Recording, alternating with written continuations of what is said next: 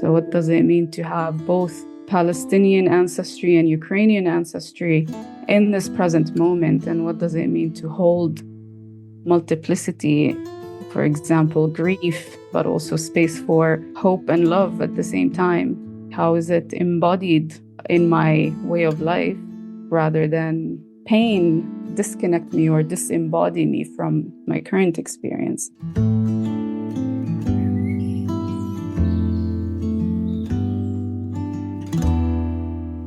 Welcome to the Rooted Healing podcast, where we heal and reweave our inner and outer landscapes. Today, I'm in conversation with Sima Basel, a Palestinian-Ukrainian therapist, community builder, and co-founder of Grassroots Village, which is an emerging eco-village rooted in the Hajar Mountains on the border of Oman and the UAE. Sima's work sits at a powerful intersection between trauma and land, between psychology and culture, between individual healing and collective repair. Drawing from her background in compassionate inquiry, her lived experience of displacement, and her deep commitment to regenerative community, she is exploring what it really means to return, to land, to relationship, to belonging, and to life itself. Sima participated in our year-long program, Deepen Your Roots, last year, which is how we came to connect.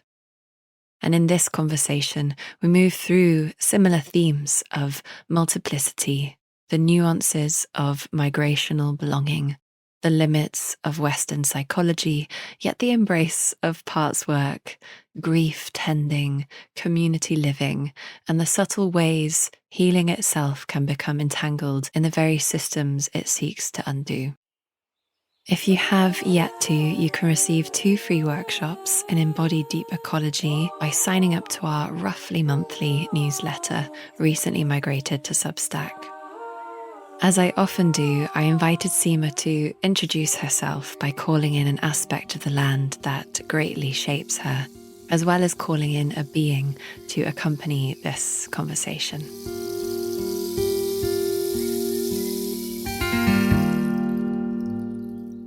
So my name is Sima, and I am currently living in the mountains of Hatta, which is a border town between Oman and the UAE. And the mountains all around us, the landscape of the mountains, the Hajar Mountains specifically, which is the mountain range that goes across the UAE and Oman. It's a beautiful landscape that I would like to bring in when you look at them, or even when you take a walk and just get reminded by how grand nature is around us. It really puts things into perspective. So I would like to call in the mountains of Hatta, a being that actually has lived on those mountains that I would like to call in is the wild donkey. So we have many wild donkeys around us. And recently, one of them joined our farm. He got separated from his mom. And so now he lives with us. And it's a beautiful encounter that I feel like it's a spirit, a native spirit that came to us and is now living amongst us. So I'd like to call in the wild donkey spirit. Thank you. I want to begin where you brought us, actually, with this image of the wild donkey, this native spirit moving between worlds. You speak from a place of multiplicity shaped by very different histories, geographies, and inheritances.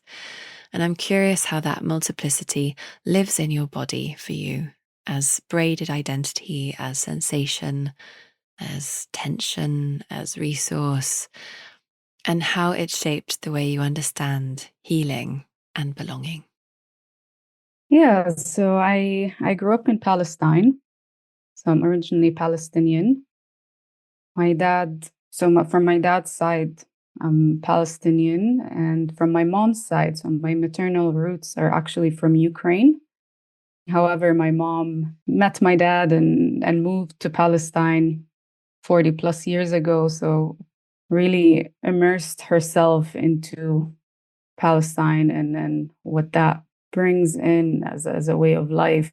Yeah, I'm Palestinian Ukrainian. So if we're talking about multiplicity, it shows up whether it's cultural, in terms of our belief systems. It was always present because this type of multiplicity was not common, I would say, at least in the community that I grew up with. Although there is a big community from the Soviet Union that moved to Palestine. So I had many, what I call them, aunts and cousins of a similar lineage. So they would be either Russians or Ukrainians that married Palestinians in the 70s and 80s and moved to Palestine. So I grew up in this kind of almost like a bubble where internally we created this subculture within the Palestinian bigger culture. And I learned from an early age to use this multiplicity to my advantage, actually.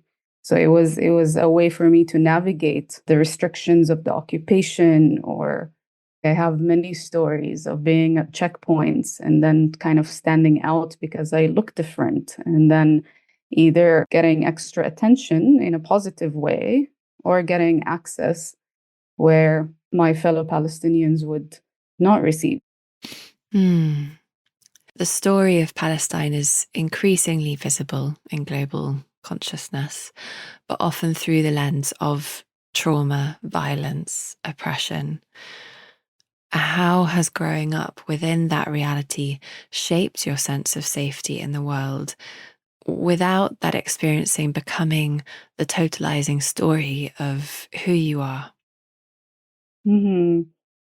The story of Palestine has become so closely tied to the story of a collective trauma or dispossession or uprootedness, which is, absolutely has a place in this public discourse and the global discourse. Palestine has become a teacher and has been for us. For me, I'm kind of, I've always seen it this way, and it shaped me in this way. And I'm very glad that this is now coming into the public sphere and into public conversations, and because it really shines a light on the polycrisis that the world is going through, that humanity is going through. It really sheds a light. Also, I see it as a continuation. It's not new. This is something that has been ongoing for centuries. The same story, the same struggles, but really the story of Palestine is the story of humanity, if we look at it in the broader sense. Coming from a place where, again, uprootedness, the question of belonging, the question of identity, the question of our connection to land, our connection to our ancestors is at the forefront of our experience.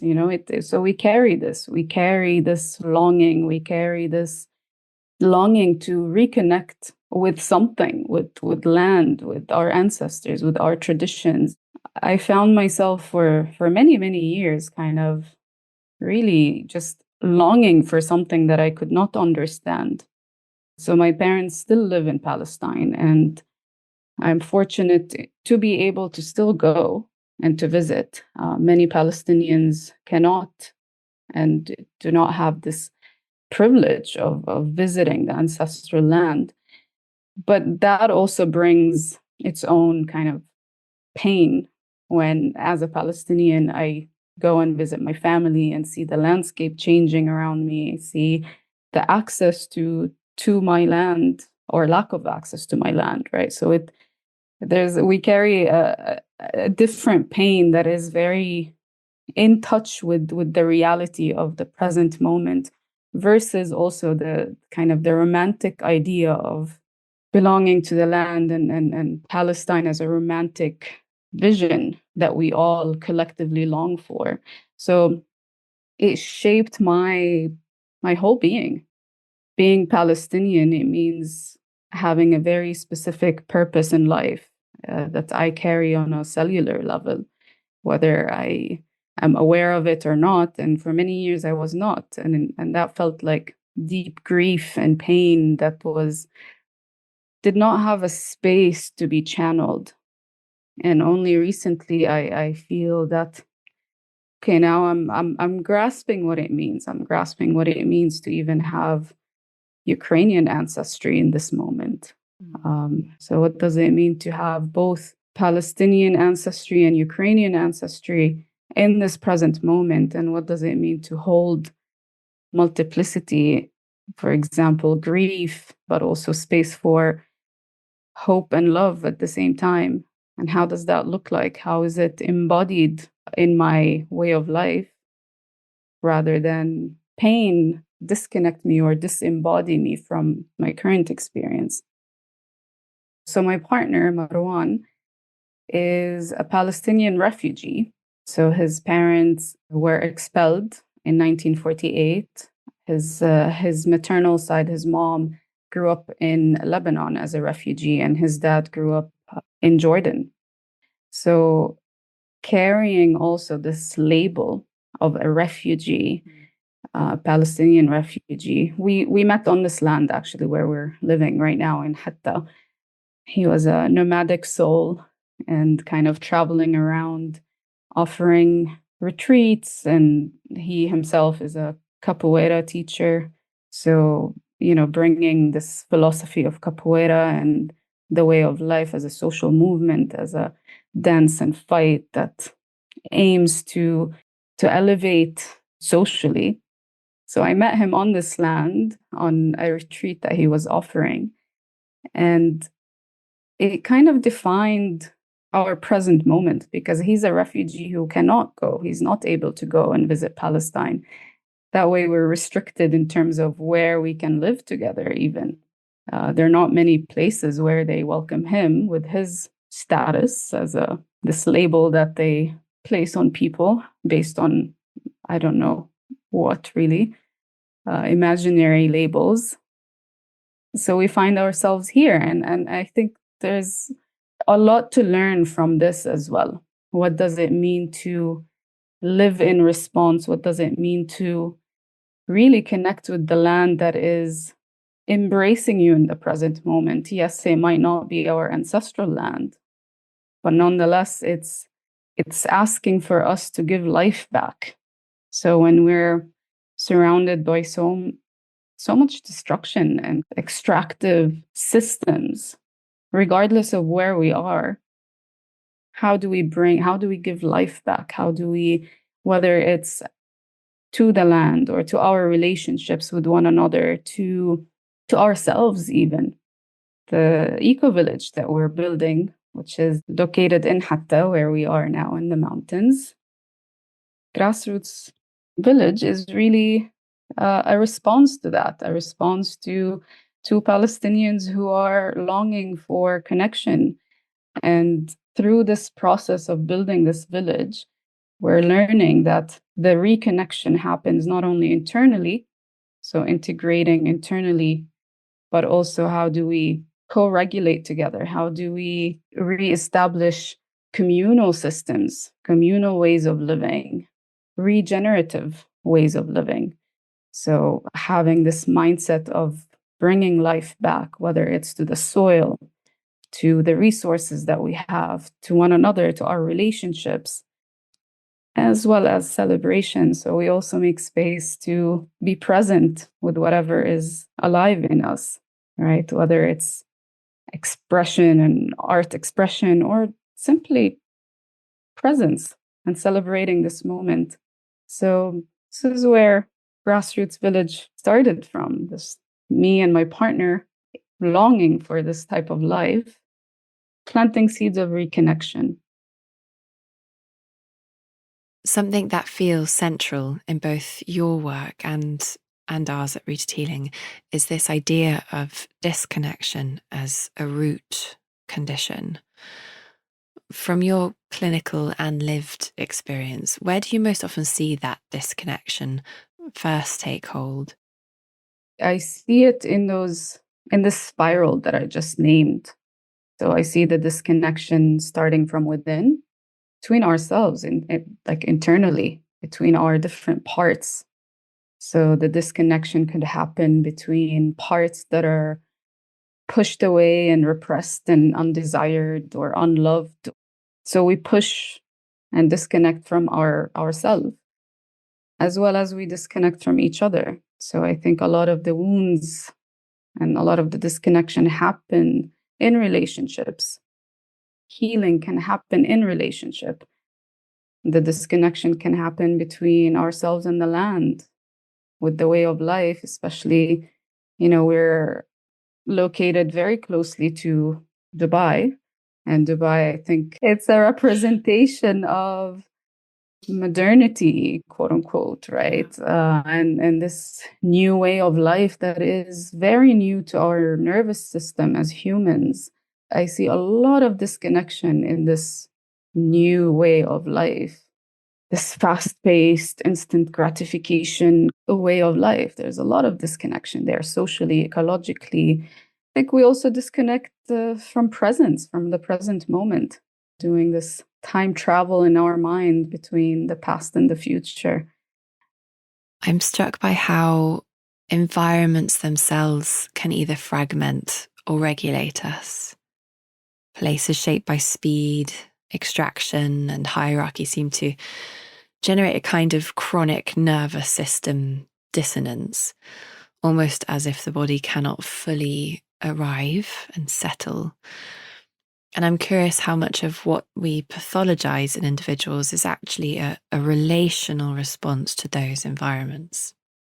Yeah, there's something profoundly relieving in recognizing that what we experience as contradiction or overwhelm or an outburst is actually multiplicity, different parts holding different truths. I'd love for you to speak a little more about that, about how you interact with parts work, and how does this lens begin to change the way people relate to themselves, especially the parts they've learned to reject or silence? Yeah, parts work. It's an incredible process. I got to learn more about it through my training with Dr. Gabor Mate in compassionate inquiry, which is a method that brings a lot of awareness to parts work. So there was a fairly good amount of introduction of what IFS is.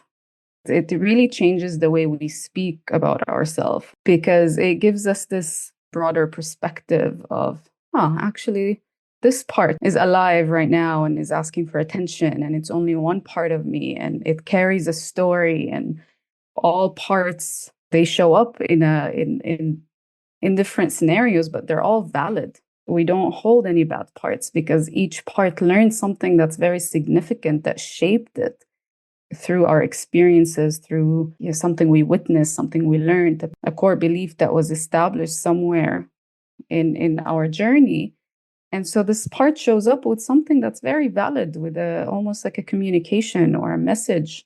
We tend to feel overwhelmed by these parts. And so we try to avoid and distract and numb and run away or say, oh, it took me out of character. And it's always like, no, this is just a very unfamiliar part that has been ignored for so long. And it's all part of us. I find it fascinating. And I use this language a lot in the therapy work that I offer with individuals. And I see them change the way they speak, even about their emotions or the way they express themselves after being introduced to this idea of we are made up of parts. And then there is this core self, and the core self has certain aspects that are very recognizable, and kind of speaking from this self versus when a part is asking for attention and is in the driver's seat. And yeah, I see it as like a paradigm shift, and it adds to this multiplicity of experiences that we spoke about earlier.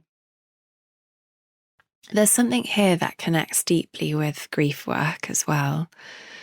In the work of Francis Weller, he speaks about the gates of grief, and one of them being the parts of ourselves that have not known love.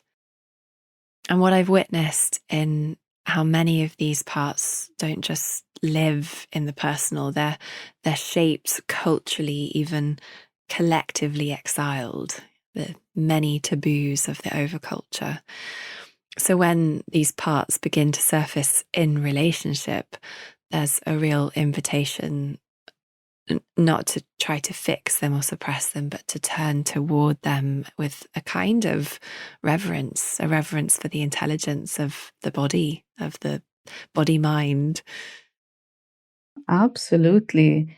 I find this process of loving those parts. Sometimes I find some people get scared of even the word love and what does it mean to love ourselves.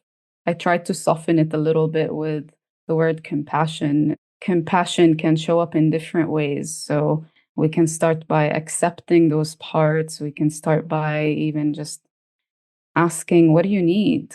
I recognize you. I see you. I see you're showing up. What is it? What's the message you're carrying? And that alone is a way to show compassion, a way to show quote unquote love. So even after rupture, when we are on the path of restoring and restoration, to recognize that certain parts can still coexist, understanding their role, understanding why they are showing up without trying to dismantle everything and dismantle our whole identity. You've spoken about encountering the limitations of Western psychology, and particularly its colonial framing. When you look back now, what feels like the most significant blind spot in that system?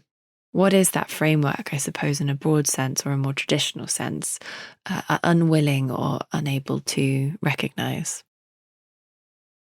I think the first thing that comes to mind that was very present in my, professional career, let's say, academic career, is the way we see healing as individual. So in the individualistic emphasis of healing. So you need to work on yourself and in an individualistic container, it's you, your therapist, and it's so this mentality felt very wrong from the beginning, that there is something that's missing. Yes, we might receive a lot of awareness in these containers, in these self-reflective containers, but it ignores or dismisses other indigenous systems that offered healing or offered support, communal support. So, for example, the aspect of community. And yes, we can do therapy sessions in groups, but it's the day-to-day communal ways of living that was dismissed really in the Western paradigm of psychology and therapy in general. Also, the disconnection from land in my entire career, none of these were talked about or touched upon in the academic institutions. So I felt that, okay, after many years of studying and, following this very structured academic path, I felt something is missing. And not only, I only found this or redefined this path for myself in relation to my culture and my upbringing and where I come from and my ancestry, is really when I went into plant medicine. And so through that unconventional route, I found, okay, no, there are missing elements that I would like to bring in. For me now, building Grassroots, that's offering the most in terms of my own career, my own professional career. So how do we resolve internal conflict amongst our community? How do we build safe spaces, spaces where we can talk about deep issues collectively and support one another, and to cultivate compassion amongst us, even when some of these topics trigger our own pain. Now I'm kind of stepping away from this very Western traditional way of conducting therapy into offering it as a holistic experience, as a holistic way of living.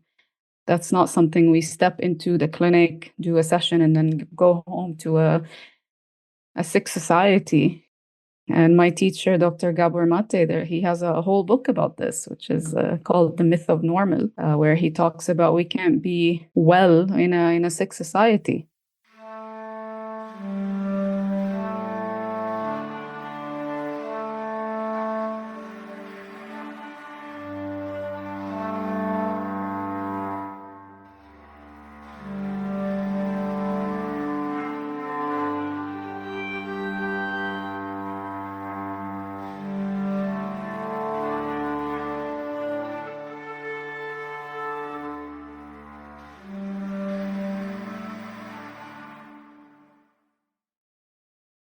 There's a growing longing for community right now, but also a lot of fear because living in close proximity inevitably brings rupture, projection, conflict.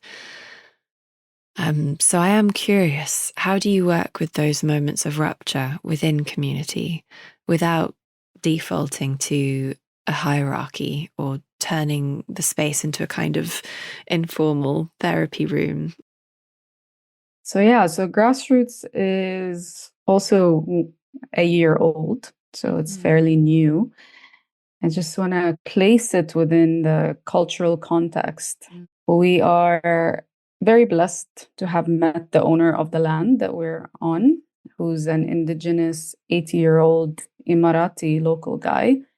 The land was run as a traditional local farm, and we could rent it for events, etc. So we've known about this land for a few years, but every time we did any sort of gathering here, we always had this vision of what would it feel like if we just lived here. We don't have to dismantle and go home and come back the next weekend. So we always imagined this, and I think by imagining, we were planting seeds that took a few years really to sprout. And so the first cultural context to bring up is this encounter between the traditional local indigenous Emirati culture, as well as, us coming in as very optimistic, hopeful permaculture practitioners coming in. And so there was an encounter here. So how do we find this alignment between the way we envision things, the way things are conducted on the ground? So that was the first alignment that we had to, and we keep having these conversations. And one of the permaculture principles is to observe and then to interact. So there was a lot of observation that we had to be comfortable with before acting or imposing an opinion or saying, oh, things have to be a certain way. So it's always being in response, responding to the needs of the land itself or responding to the needs of the community. And so slowly we started opening up our space and inviting community members to come and live long term. The second kind of cultural context of where we are, right? So in the UAE, many of us are expats, like 80% of the country are expats, which is a fancy word for immigrants, or, I call ourselves also refugees here. That's the other kind of cultural context that we're working with. So these are young professionals who come to Dubai with this vision for financial stability, although many of us immediately recognize that something is off and we're seeking something much bigger than what the city offers. There's another conversation and encounter with what does it mean to live in community an hour away from Dubai.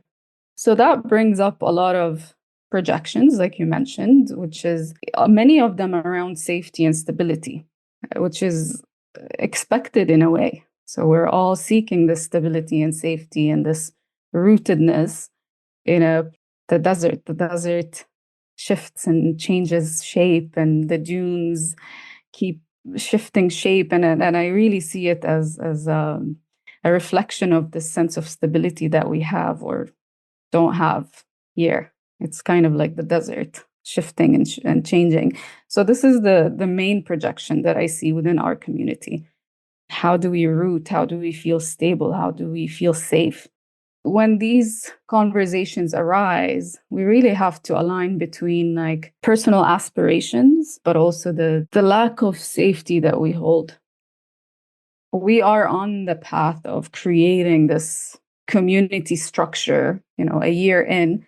This is where we are in terms of the encounters. So encountering the indigenous and kind of having this conversation with the landowner and what does it mean for us to be residing on this land. And then what does it mean that our community members are those young professionals who came to Dubai with financial aspirations, where it's not a traditional kind of format for an eco-village where everyone comes and okay, we're rooted, let's build, but it's still a conversation between the context that we're in. Rootedness is a word that gets used a lot, but it can mean very different things. You've partaken in our year-long program, Deepen Your Roots, so I know this has been an ongoing inquiry for you. And in your current life, in forming this village in the mountains, what does it actually feel like to be rooted? Do you feel that you've arrived there? Is it something internal, relational? Is it more ecological? Or do you perhaps feel it's something that we can never fully achieve in terms of, late capitalism, colonialism, the diaspora, the immense uprooting that has happened across generations? It's a big question. Like, what does it mean to be rooted? And I don't know if I have the answer for it, really. For me, it's our day-to-day actions, really. Think global, act local.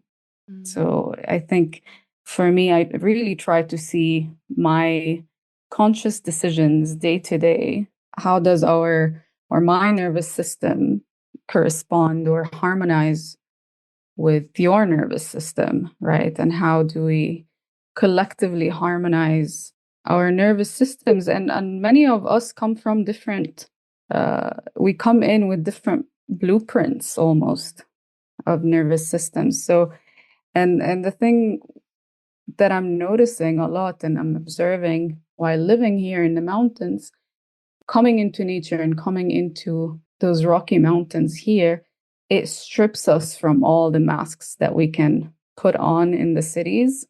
It really brings up what's alive and what's true in our nervous system. How do we heal in relationships? How do we hold those safe spaces where we can show up with even a dysregulated nervous system and allow the safety of the container to regulate again? I know you've worked extensively with children in contexts of displacement and conflict, and in many ways, they haven't yet built those same layers of identity and protection. What did being with them teach you about trauma and resilience that perhaps challenges the way we tend to understand those things as adults? I went into work with refugee children as a way to reconnect with my own childhood, or the lack of childhood, let's say, because I grew up during the Second Intifada, which was a very violent time in Palestine. And so that shaped my childhood, essentially. I think there's maybe a part of me that naturally gravitated towards working with children as a way to reconcile or to touch parts of my own childhood. And so working with children, Assyrian children in Lebanon or in Sierra Leone or Niger, there's a common factor amongst children, which is we tend to normalize, and not normalize in the sense of making meaning, but rather in normalizing the experience, meaning we all have a shared way of looking at life. I'm a little hesitant to use the word resilience. I have my own issues with resilience as a word and as a romantic way of looking at ourselves, because of course every experience leaves an impact on us and leaves an imprint, but it does show up later in life, right? And so the support system, the social structures, the protective factors that each culture offers, I wouldn't call a child resilient, but I would call their environment, their ecosystem, as conducive to resilience. You've named that trauma doesn't only arise from acute events, but is also produced systemically through capitalism and consumer culture. How does that show up in the body? What patterns do you see again and again in the people you're working with?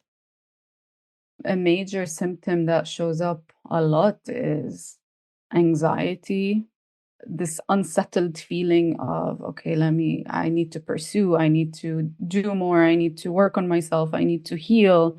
The label anxiety. Also, I'm very cautious of labels.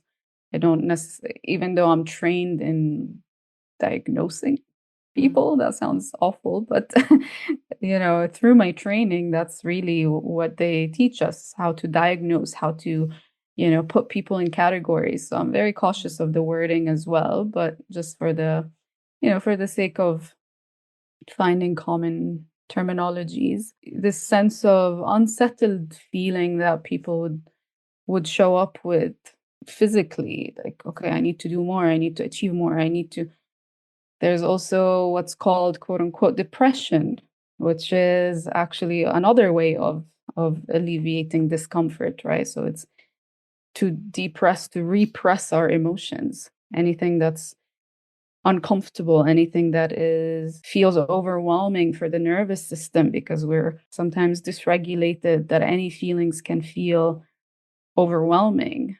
The tendency is to repress. So what's called depression is a protection. It's a protective mechanism also to help us cope. What I really appreciate about Dr. Gabor Mate's work is that it always stems from being present.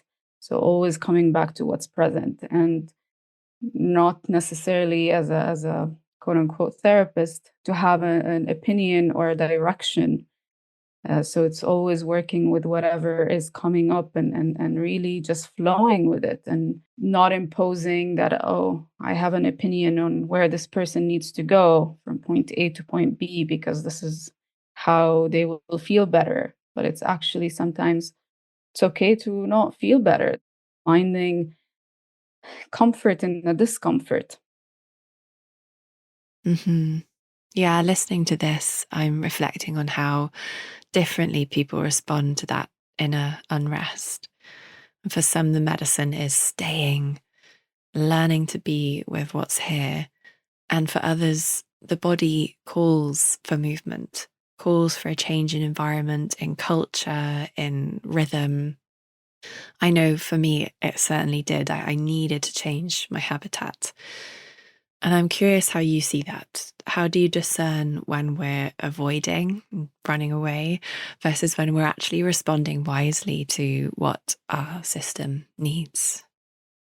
You touched on something that's very intuitive as well, and I respect that, right? So even we sometimes look at running away as a bad thing, let's say.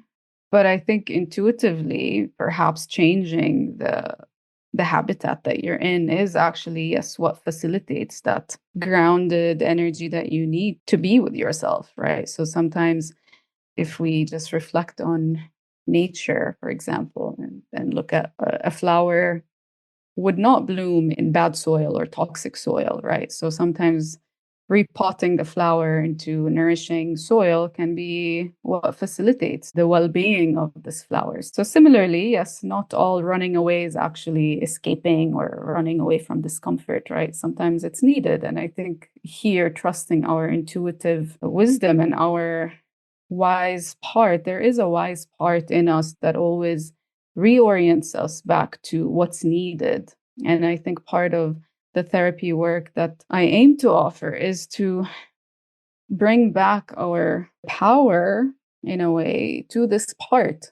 So to empower this part to know intuitively, what do I need in this moment? Yeah, you touched on something that's very important. So coming back to our inner wisdom, our intuition that puts us back on this path of healing, that knows what we need. No one else externally knows what we need. No, not a therapist, no one. No one can guide us except our inner guide. Also, this idea of work, right? So that we always have something to work on. We always have to, do some sort of action to. There's this concept of, oh, I need to work on myself, and so I also like to come back to being rather than working. So how do I find stillness in being with something rather than working towards changing that thing, right? Which is, I think, is something that is very important also in the therapeutic container to be addressed, which is we don't need to fix anything. We don't need to work on anything. Being sometimes is all we need. I'm very inspired by my teacher, Dr. Gabor Mate, and one quote he says, which really resonates, is we're not trying to feel better, but we're trying to get better at feeling. Well, as we come towards a close, there's something I'm sitting with, this thread of grief and how differently it's held across cultures. In many Indigenous traditions, grief is not something private or pathologized. It's communal, witnessed, expressed as part of the fabric of life. And yet in modern culture, there can be such resistance to feeling. And very often I see that most pronounced in men or in anyone who's been conditioned away from that depth of emotional expression. I know that when we've held grief focused retreats, suddenly we go from really lovely mixed spaces to very much mostly women. And it makes me wonder about how much of that is connected to the environments we're shaped by, the pace of life, the disconnection from land, from cycles, from spaces where feeling is actually held. Because what we're both doing, living close to the land, in community with the seasons, with slower processes, feels like it's more than a lifestyle shift. It's a different orientation to being. So I'd love to ask, as a way to close, how has that way of living reshaped your relationship to time, to healing, and to what it really means to tend something, whether that's grief, land, community, or human life, or more than human life? I like to remind myself, as well as bring up in those containers when I work with people, which is how do we sync back with the rhythms of nature? Because again, living in the city, being on a different pace, there is a rhythm to nature that is healing in its core.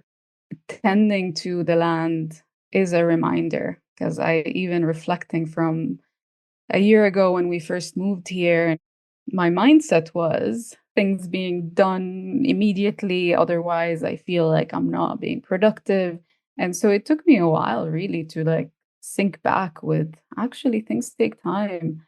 Just the way we are planting seeds to harvest our tomatoes or cucumbers, things take time and it needs tending and nourishment. And it's very common in this idea of, I need to be productive and I can't slow down, which is a symptom of our sick society, really. On a cellular level, we have those cycles, not only monthly cycles, like as women, right? And internal seasons as women that we go through every month. Our bodies remember the seasons, remember that, okay, this is a period to slow down, to rest, to recollect. Tending to the land, even this project is a great reminder. And sometimes I also forget. I get humbled and reminded that actually that's not the pace of nature. Celebrating the present moment, celebrating achievements, celebrating that all the unfolding. I think celebration sometimes is perceived as the end goal, or like we celebrate when something is finished, but sometimes we forget to just celebrate along the way as well. The little personal share to celebrate life. I am pregnant and carrying life, and this is the ultimate celebration of life, especially considering the destruction that I've witnessed throughout my life, but especially in the last few years, the polycrisis and what's happening in Palestine. And there is an attack on life all around us. And so for me, the ultimate celebration of life is carrying life, a life affirming celebration in response to what's happening around us. Thank you. Such a beautiful way to close, and really honoring and cherishing that seed of life that is growing, this wonderful being that is coming into the world. And I'm sure this will be such a special family you are creating and tending. Many blessings. Thank you so much for this time, Sima. Thank you so much. And thank you for creating this container where this story of, of mine to come through. So thank you so much. Thank you for being here with the Rooted Healing community. You can support the show and receive many gifts in our Patreon community, as well as through our Substack. And you can visit rootedhealing.org to learn more about our gatherings and courses. The music in this episode is from Bonnie Medicine, Canevin, and Odro. I'm your host, Veronica Stanwell. Thanks for listening. Oh, the sun is rising on a brand new day. Oh, the sun is rising, how and what